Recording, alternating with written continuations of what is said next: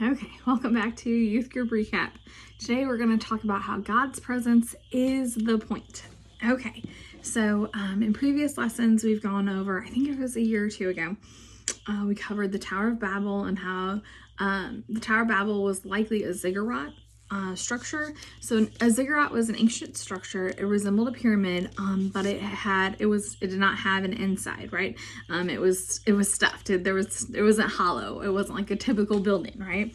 So it was mud covered with brick.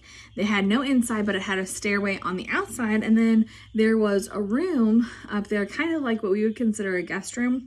And the whole main point of the ziggurat was inviting the deity to come down. And I say deity because many different cultures had these structures and kind of just swapped out their regional god and their regional belief system with the same basic structure, okay?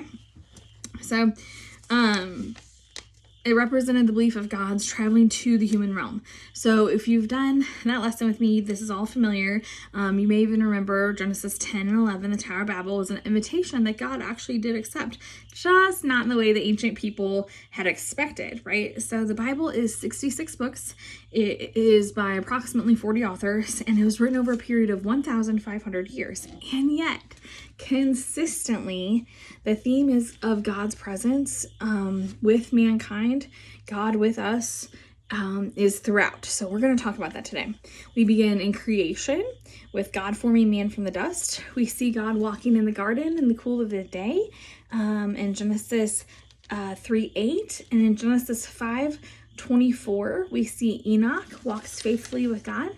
Genesis 11, God comes to see the tower, right, that we just mentioned. And then we get to Abraham. And so then in Genesis 12, God calls Abraham.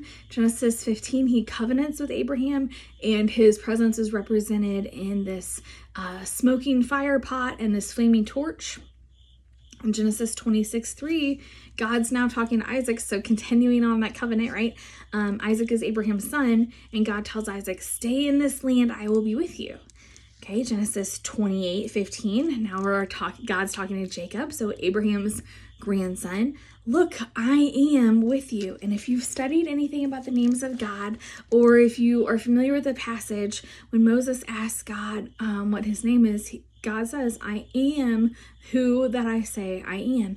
And so many of these passages that have to do with God's presence, listen for the I am, because it's there in an overwhelming number. So that's kind of exciting too. That's just a side note. Okay, so we have